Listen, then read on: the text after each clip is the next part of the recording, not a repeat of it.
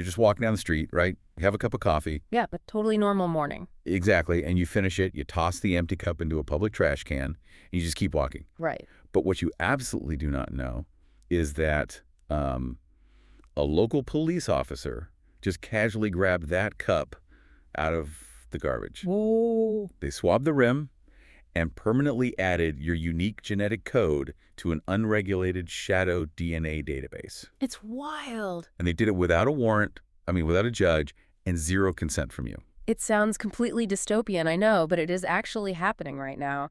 We walk around operating under this comforting paradigm that our rights are clearly demarcated. Right, like a physical fence. Yeah, a physical fence or a locked door, a no trespassing sign. But the reality of modern policing has completely bypassed those physical boundaries. So welcome to today's deep dive.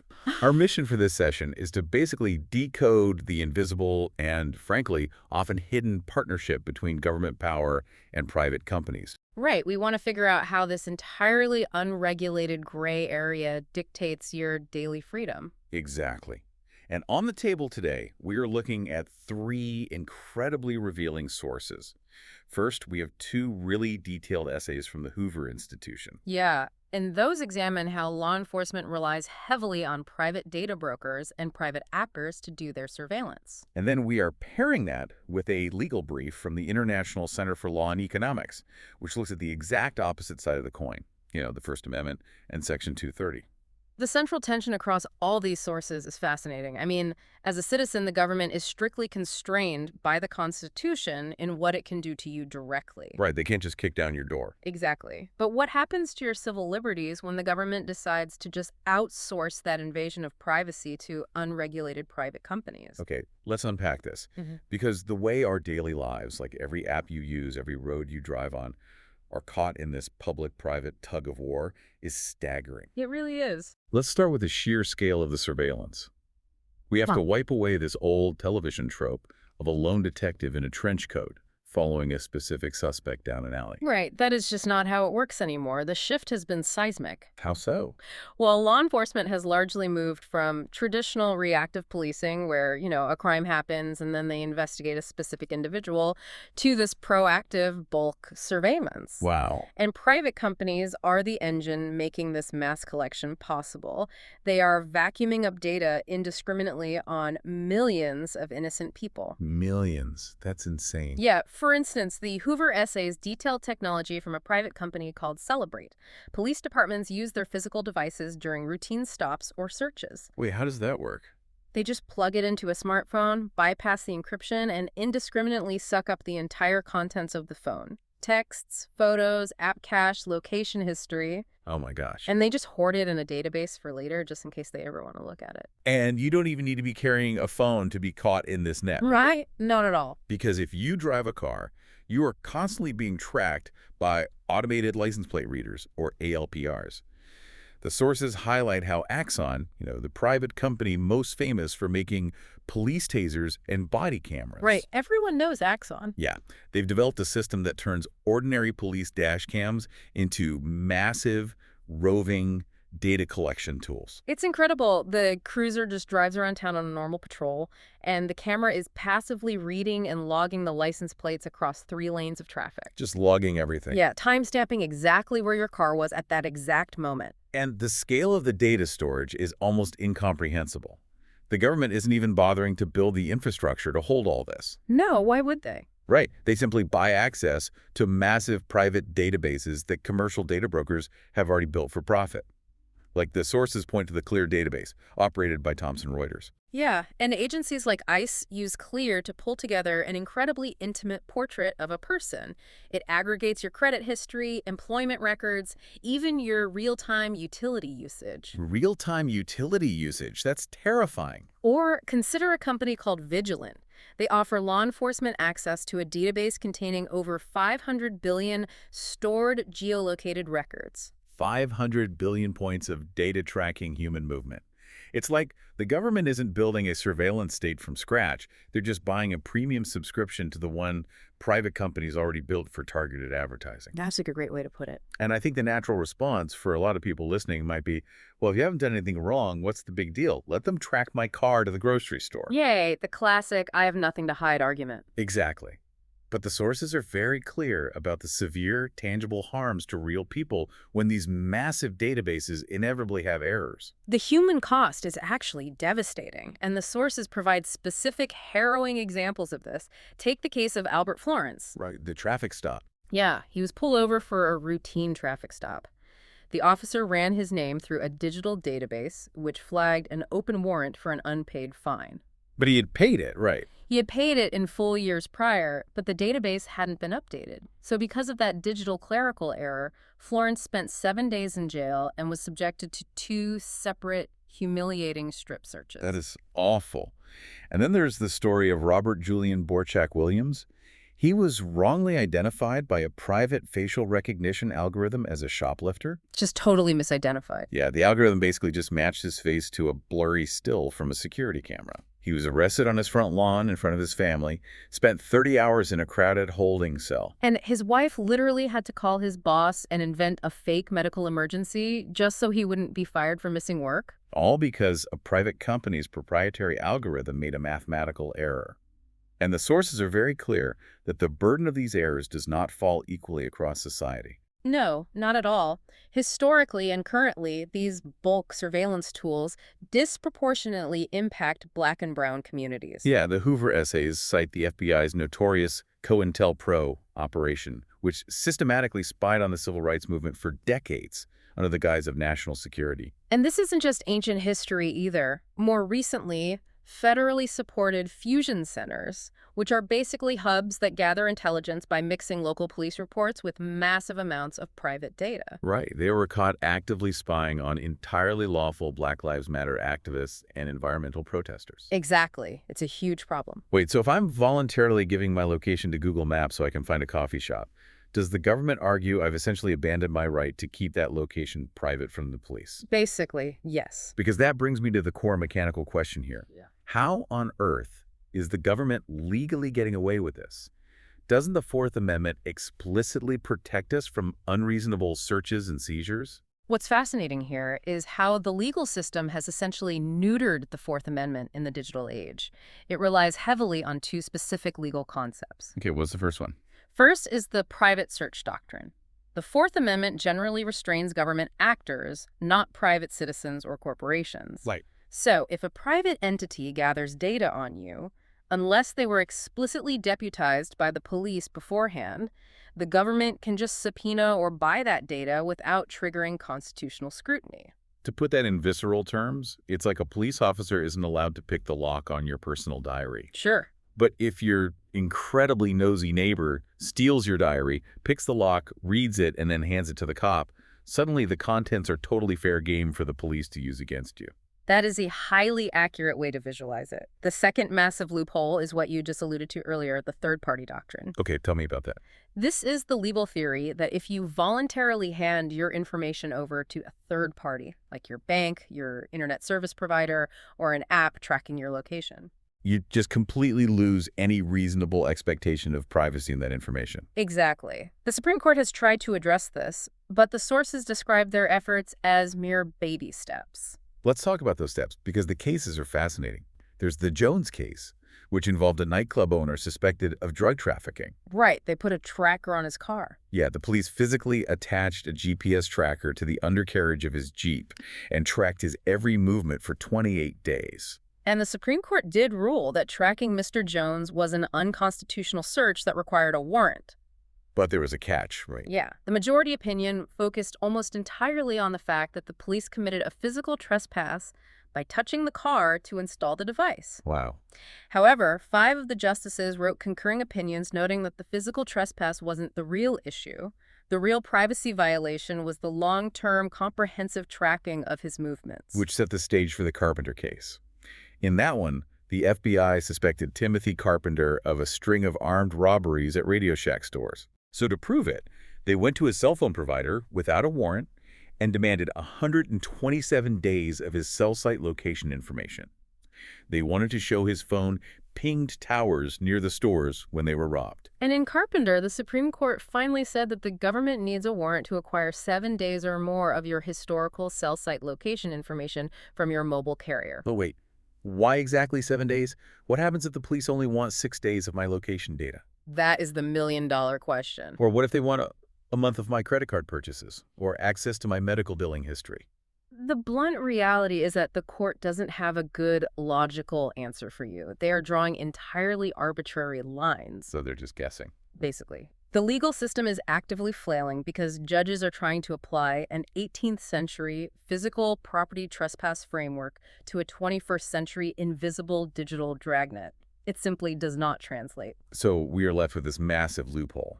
Private companies hold an unbelievable amount of power over a personal liberty simply because the government uses them to bypass the Constitution. Exactly. If we connect this to the bigger picture, why do we trust these private entities at all? And are the public institutions we pay taxes to actually any better? That question cuts to the core of the privatization debate explored in the Hoover essays. It's not just tech companies and data brokers. The authors explore the concept of informal privatization. Informal privatization. What is that? This happens when a member of the public calls the police on a black person for doing something entirely mundane, like having a BBQ in a public park. Oh, right. We've seen so many viral videos of that. Exactly. Or when a massive multi-billion-dollar retailer like Walmart generates astronomical volumes of police calls to handle petty shoplifting at their stores. So in those instances, private actors are effectively turning the publicly funded police force into their own personal private security detail. Precisely. And the authors lay out 4 incredibly damning critiques of this privatization. Let's hear them. First, private companies lack democratic accountability. If a local police chief institutes a terrible policy, the voters can pressure the mayor to fire him.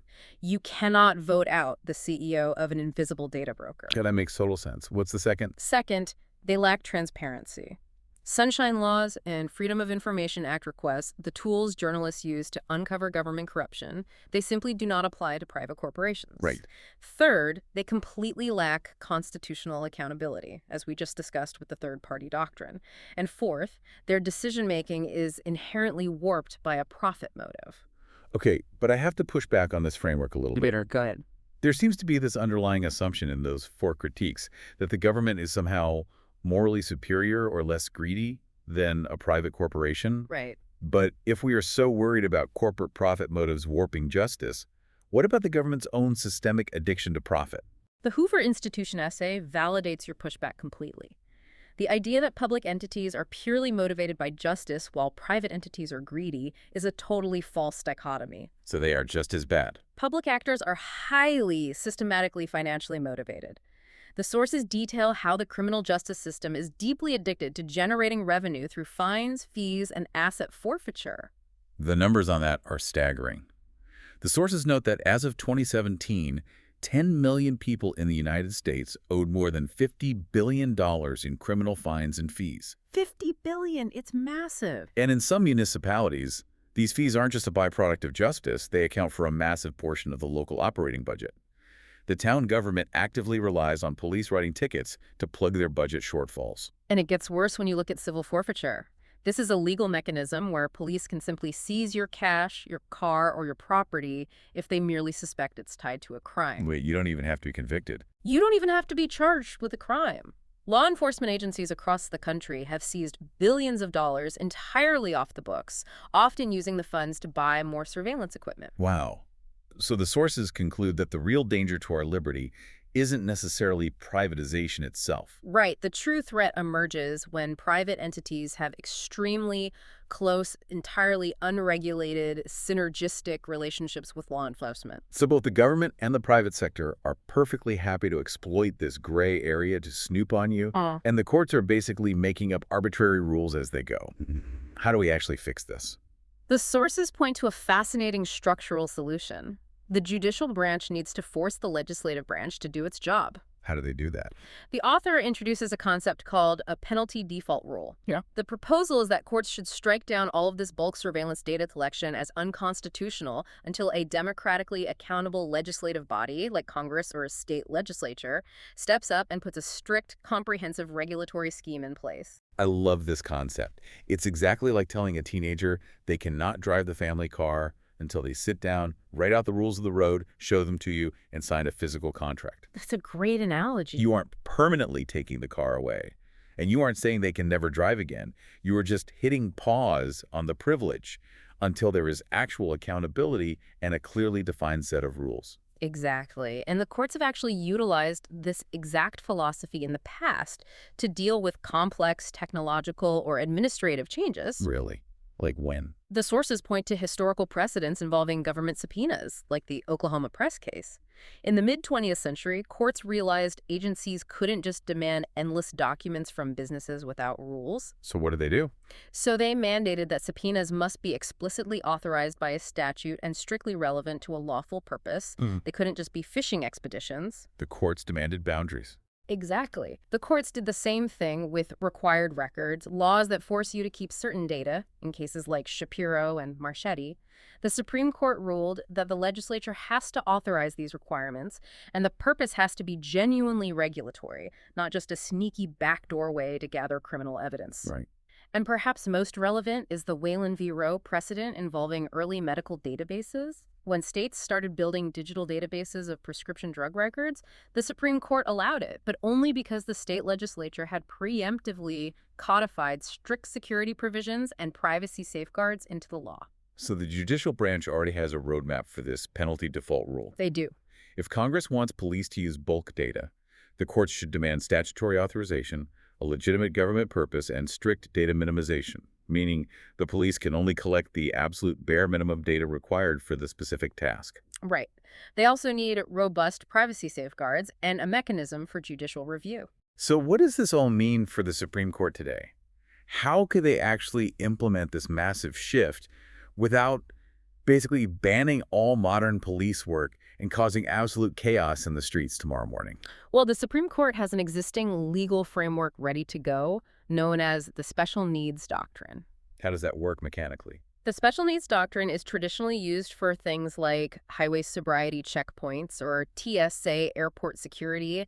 These are incredibly intrusive searches conducted without a warrant and without any individualized probable cause. Right. I mean, we all go through TSA. Exactly. The courts allow them because they serve a special need of public safety that goes beyond ordinary day-to-day criminal law enforcement. But to make them constitutional, the courts carefully balance the government's need against the intrusion on the individual's privacy. And crucially, they look for adequate, standardized safeguards to replace the traditional warrant requirement. You've got it. Ah, I see. So Yeah. you take bulk data collection, you just slide it right into that special needs bucket. Precisely. The Supreme Court could issue a ruling stating bulk data collection by law enforcement is a special needs search. Therefore, it is only constitutional if there are adequate legislative safeguards firmly in place. That elegantly forces Congress and state legislatures to actually pass laws regulating data brokers and police technology, rather than just letting local police departments quietly buy whatever sweeping surveillance tech they want using civil forfeiture funds. Exactly. Well, here's where it gets really interesting. We have spent the last 15 minutes talking about how the government actively uses private companies to bypass the Fourth Amendment and expand its power to watch you. Right. But there is a complete flip side to this public-private tug of war. What happens when the government tries to bypass the First Amendment and uses the law to restrict private companies in order to control what you say and see online? This brings us to the second half of our deep dive, focusing on the ICLE brief and the massive ongoing legal debate over Section 230 and the First Amendment. Now, before we dive into the mechanics of this, we need to make something explicitly clear to you, the listener. The sources discuss very prominent political complaints that major online platforms exhibit anti-conservative bias. Right, we hear that a lot. And they detail the resulting proposals from politicians to legally mandate neutrality or balance on these platforms. Now, we are strictly examining the constitutional legal arguments presented in our source material regarding these proposals. Yes, absolutely. We are absolutely not taking a side on whether this bias actually exists, nor are we endorsing any political viewpoint, left or right. That distinction is crucial to the legal analysis, because in the eyes of constitutional law, the question isn't whether social media platforms are biased. The question is whether the government has the legal authority to force them not to be. Right. And the ICLE brief argues vigorously that online platforms possess a fundamental First Amendment right to editorial discretion. Let's define the terms here. When people talk about Section 230, they throw the phrase around a lot. Mechanically, Section 230 of the Communications Decency Act is the law that essentially says if a user posts something terrible, illegal or defamatory on a platform like Facebook or X, the platform itself cannot be sued as the publisher of that content. Right. It provides an immunity shield for hosting user-generated speech. Exactly. That shield is vital to the modern internet. But the constitutional argument regarding the curation of that speech rests on a landmark Supreme Court case called Miami Herald v. Tornillo. Tell us what that case.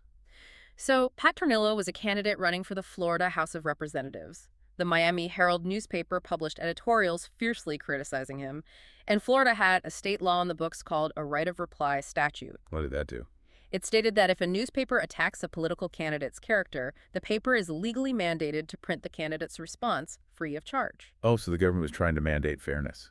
They were. But the Supreme Court unanimously struck the Florida law down. They ruled that even if a newspaper operates as a virtual monopoly in a one-newspaper town, the government cannot constitutionally interfere with its editorial discretion. Wow.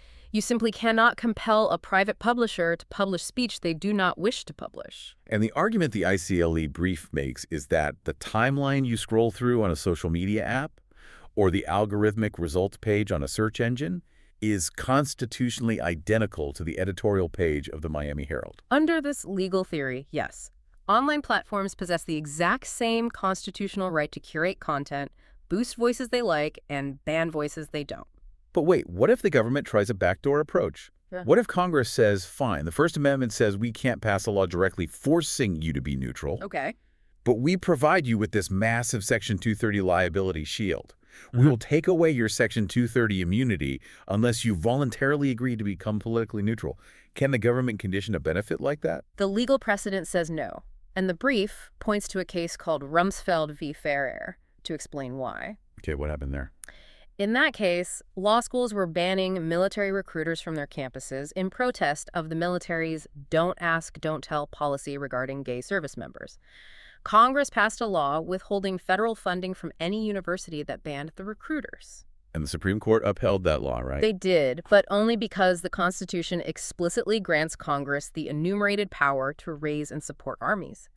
Because Congress already possessed the constitutional authority to mandate the recruiter's presence directly, they were allowed to tie it to federal funding. Ah, I see the distinction. Congress doesn't have the constitutional power to directly regulate the speech of a private platform. Exactly the point. Because the First Amendment forbids Congress from regulating the speech directly, the unconstitutional conditions doctrine says they cannot condition a statutory benefit, like Section 230 immunity, on the platform surrendering its First Amendment right to editorial discretion. So to translate this into the legal mechanics, any law that attempts to mandate speech or force a platform to host content is subject to something called strict scrutiny by the courts. Yes. Strict scrutiny basically means the government can't just use a sledgehammer to fix a perceived social problem. They have to use a highly precise scalpel, and they have to prove to the court that it's a life-or-death surgery. That's a perfect analogy. Under strict scrutiny, the government must prove their law is narrowly tailored to achieve a compelling government interest. And the ICLE brief argues that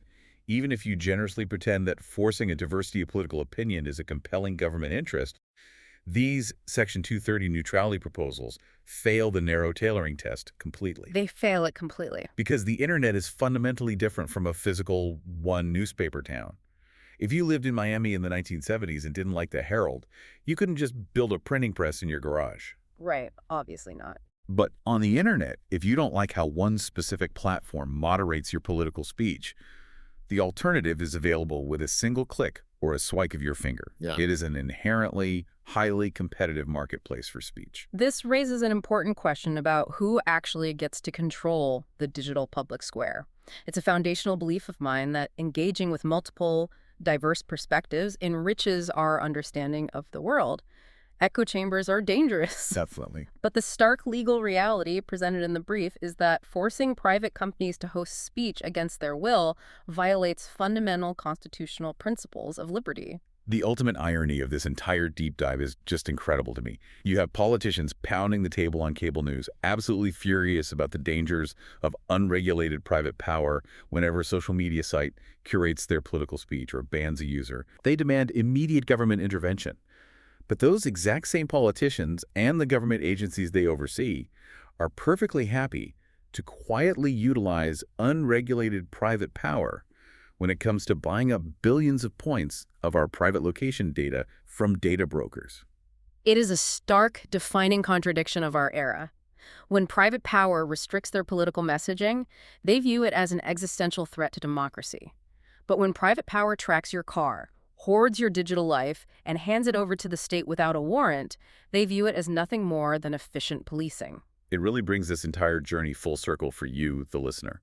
Whether it's the invisible data trail you leave behind just walking down the street to grab that cup of coffee, or the curated timeline you scroll through on your phone while you drink it, the shifting legal boundaries between private enterprise and government power are quietly dictating your daily freedom. We fundamentally rely on these private tech companies for human connection, for our news, and to navigate our daily routines. Yeah, we do. But in doing so, we are continuously generating the exact raw material the government uses to monitor us, while those same private companies act as the unaccountable gatekeepers to our public discourse.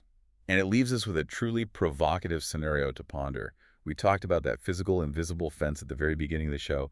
The boundary lines are completely disappearing. They really are. So what happens when these two worlds fully collide? Mm. Imagine a massively powerful online platform that aggressively exercises its First Amendment right to fiercely moderate and curate its users' political speech. They entirely control the narrative. Okay.